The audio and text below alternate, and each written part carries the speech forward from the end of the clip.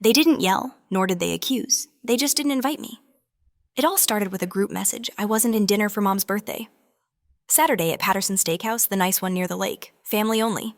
I found out from my younger brother, Ethan. He sent a text as if it were nothing. Hey, just so you know, Mom's dinner this weekend is kind of just for close family. Hope that's okay. Close family. I stared at the words for longer than I care to admit. I tapped out a reply, then deleted it. Typed again, deleted again. Finally, I sent one line. Did you mean to leave me out? He never answered.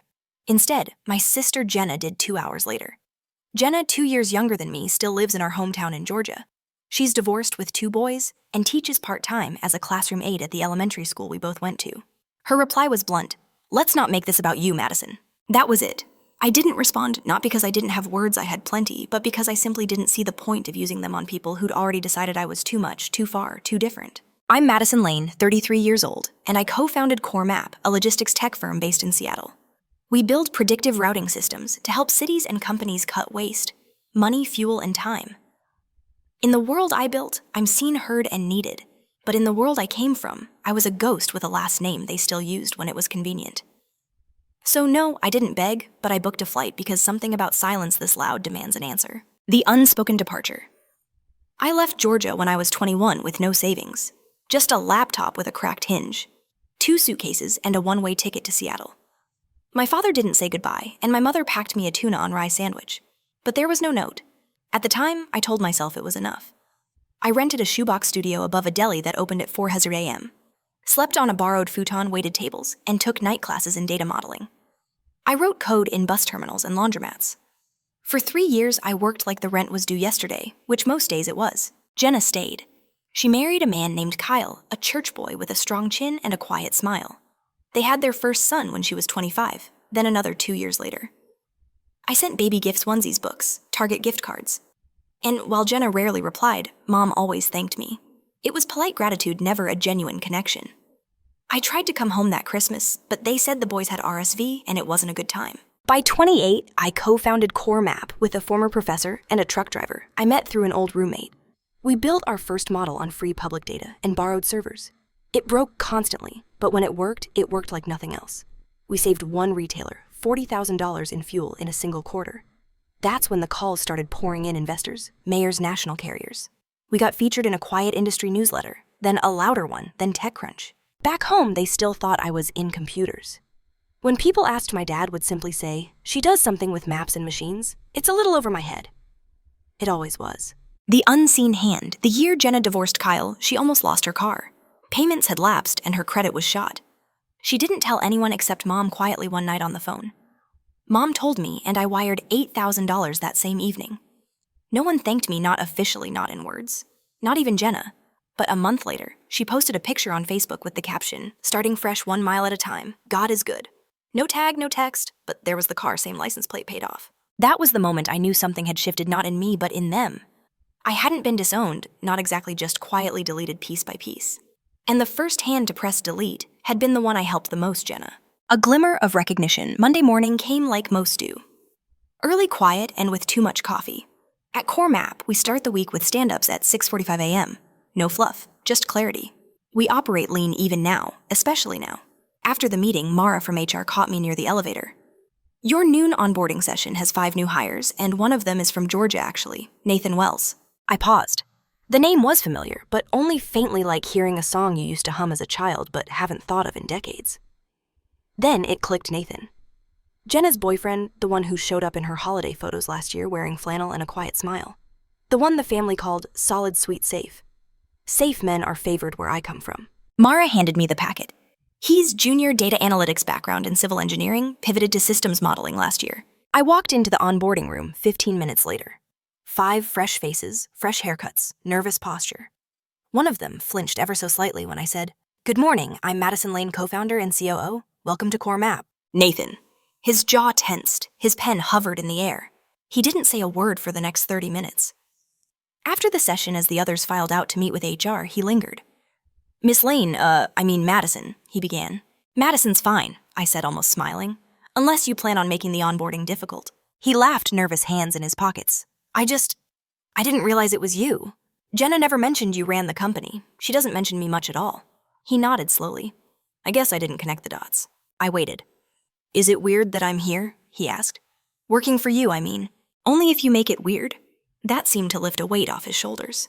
Okay, cool. I mean, I really wanted this job. You all are doing amazing work. Then focus on that, I said, and you'll be fine. He smiled genuine this time, not performative.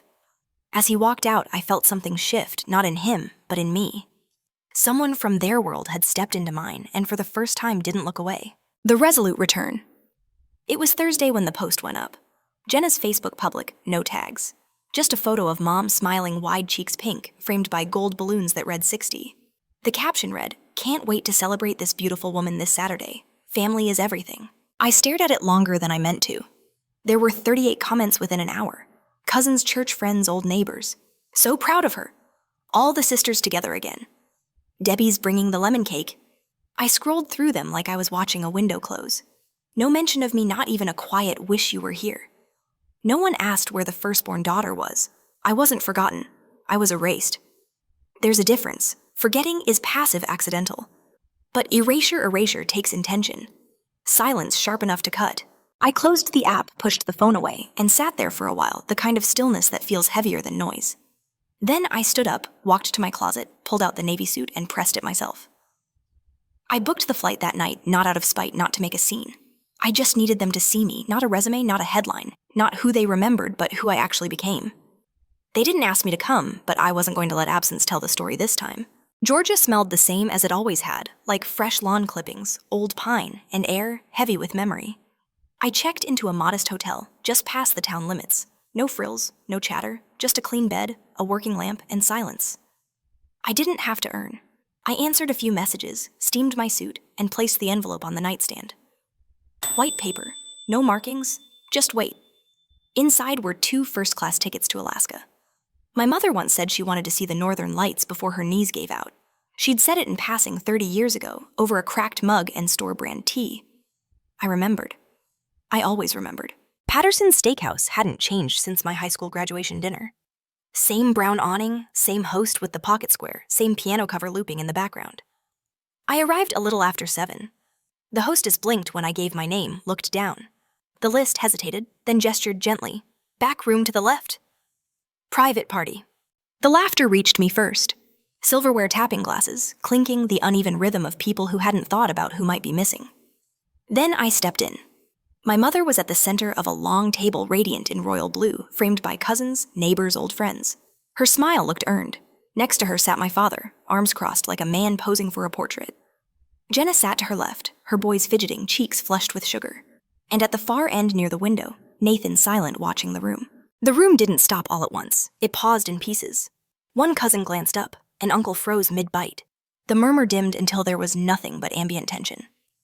Then came the voice I expected, louder than necessary and exactly in character. "Well," my father said with a half smirk, "look who decided to join us." I didn't answer, didn't even look his way. Instead, I walked to my mother, steady, unhurried. I leaned down, placed the envelope gently on the table in front of her. "Happy birthday, Mom," I said. "I hope it's as beautiful as you are." She looked confused at first, as if my presence had come without warning or precedent. Her hands hovered before picking up the envelope, cautious like it might dissolve. When she opened it, her fingers trembled, her breath caught. The silence grew denser. She looked up at me, eyes wide mouth, forming a question she didn't voice. Just one word made it out, Alaska. I nodded. "You once said you'd never been. I thought it was time." She swallowed hard, tears brimming, but not falling. Her hand reached out not to grab, but to anchor. And from the other side of the table, my father exhaled in that way he does when he's uncomfortable but wants control. "Still love making an entrance, don't you? Always have to turn it into your show." The words didn't sting, not this time, because the room wasn't only looking at him anymore. The silence didn't break. It shifted, not shattered like glass, but bent like heat. Uneasy, visible, hard to name. My mother held the envelope in both hands like it might slip through her fingers. Her lips parted again, but no words came, not yet. Across the table, Jenna's fork rested awkwardly on her plate, untouched since I'd walked in. Her boys squirmed beside her, sensing what adults refused to say. And then there was Nathan, still seated at the far end, one hand around his water glass. Knuckles pale. He was watching me, not confused, not shocked, just waiting. My father, unfazed, took a sip of wine, cleared his throat like he was getting ready to toast. "Nice gesture," he muttered. Still prefer postcards myself. It was the kind of line that once would have drawn a laugh, a polite one at least. This time no one moved. Then Nathan stood not abruptly, not like a man fueled by drama. He simply rose, straightened his collar, and looked straight at my father. "She didn't make this about herself," he said, voice steady clear. "You did." My father blinked. A cousin leaned slightly forward. Nathan didn't look away. "That's Madison Lane," he continued. "Co-founder and COO of CoreMap, one of the fastest-growing AI logistics companies on the West Coast.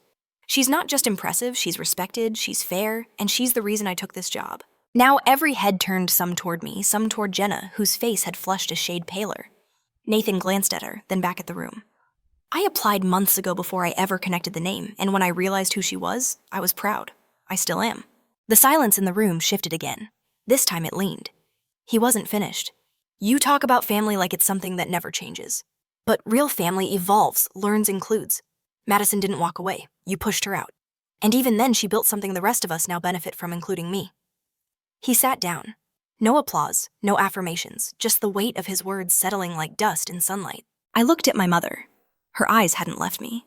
Her hands still rested on the envelope like it was a lifeline. She didn't speak. She didn't need to. I turned to Jenna. She didn't look back. She was staring into her water jaw, locked lips thin. The boys beside her didn't ask what was happening. They already knew. My father was still not stiff, not angry, just still. And for the first time in my life, I saw him without the armor, no role to play, no sarcasm to hide behind.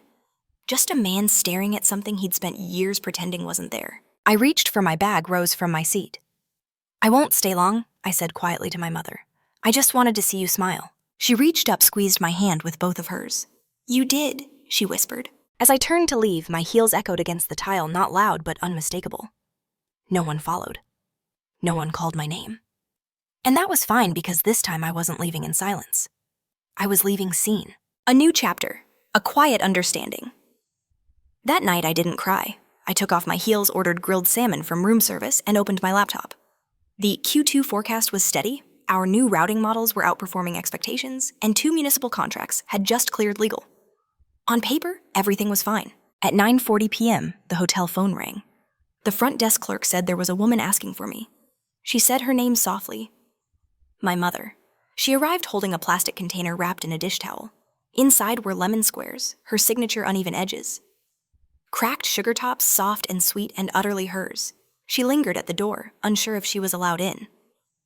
I let her. She looked around the room like she was seeing a piece of me for the first time, said something quiet about how I always liked clean spaces. I replied she always liked sugar. We both smiled, not wide, not warm, just enough. We didn't mention the dinner, not yet. Instead, we talked about Alaska. I described the cruise small, quieter, built for watching the sky instead of shopping. She asked more questions than I expected about the company, my team, the work. She wasn't just filling space, she was trying. Eventually, her hands folded in her lap. Her voice dropped. She said she hadn't realized how much I'd been carrying all these years. I told her no one had asked. She nodded, not to argue, but to accept, said they'd tried to keep me small because it made me easier to understand. She called that a mistake. I didn't rush to forgive, but I didn't push her away either. She asked if she could visit Seattle sometime. I said yes. 4 days later, my phone buzzed with Jenna's name. I hesitated, then answered. She didn't waste time with pleasantries. She just said she wasn't sure why she called, or maybe she did. Nathan had told her everything, not just what he said at the party, but how he described me afterward, how I carried myself, led, showed grace under fire. It shook her. She admitted she had never thought of me as someone strong, just someone stubborn. Said my leaving had always felt like abandonment, but now she wondered if it had been survival. I let her speak. I let the silence fill the space between her realizations. She told me she used to resent me for changing while she stayed still. It made her feel small. I told her she wasn't small, just still becoming. She exhaled like letting go of something she didn't know she was holding. Said Mom wanted to visit me, then added softly that maybe she did too. I said they were both welcome. Right before she hung up, her voice caught again. She told me she was proud of me, not just for succeeding, but for never making her feel less. Even when she had tried to make me feel invisible. When I returned to Seattle that Friday, the hotel had left an envelope for me at the front desk. No return address, just my name and my father's handwriting firm. Exact, unmistakable. Inside, a single page. He wrote that I'd turned out different than he expected, maybe even better. Said he didn't know how to apologize for the ways he'd underestimated me, that perhaps he didn't deserve to. but Mom had told him I was building something real. He said he believed her. And then this, "You always had that stubbornness. I mistook it for rebellion. Turns out it was vision." No signature, no warmth, but no denial. And for a man like him, maybe that was all he could give. Maybe that was enough. Building your own table. That summer, I bought my first home in Marine County. It sat at the edge of the redwoods, sunlit quiet overlooking a curve of the bay where the water turned silver at dusk. The floors creaked in the right places, and the air smelled like eucalyptus and salt. It wasn't grand. It was enough. On move-in day, the team surprised me with a gift, a framed canvas print deep blue with white lettering. A quote I'd said once during a late-night planning session, half laughing, half exhausted. "Build so well they can't look away." It hung above my desk now. Just beneath it in a smaller frame was a yellow Post-it note slightly curled at the edges. Ink smudged at the corner. On it, written in Nathan's careful handwriting, were 4 words, "She's my boss." I never asked who saved it. I just knew it mattered not because it proved anything, but because it came from someone who had once been on the other side of the story and chose to speak up. The real story wasn't that I showed up. It's that I stayed steady long enough for the silence to collapse on its own. I didn't need to shout, nor did I need to reclaim a seat at the table. I built a better one, then left the door unlocked. 5 years later, when my mother turned 65, we celebrated on my patio under string lights and soft jazz. Jenna brought the cake, and Nathan ran the slideshow. My father sat in the corner quiet but present, watching as the evening faded into dusk. He approached me, hands in his pockets, eyes soft with something between memory and apology. He didn't say much, just handed me an old photo me at age 10, building a company out of shoeboxes and tape, Smart Moves Inc., scrolled in red marker on the back. He'd written, "Turns out you always knew." We stood there a while, not as enemies, not quite as family, just as people finally seeing each other. I didn't come back to be forgiven. I came back so no one could say I disappeared, not again. I didn't need to be welcomed back. I just needed the truth to stay in the room after I left. Lessons to heed. Your worth isn't dictated by others' perception. Madison built a thriving life and career, despite being undervalued by her family. Your accomplishments and inherent value exist independently of external validation. Silence can be louder than words.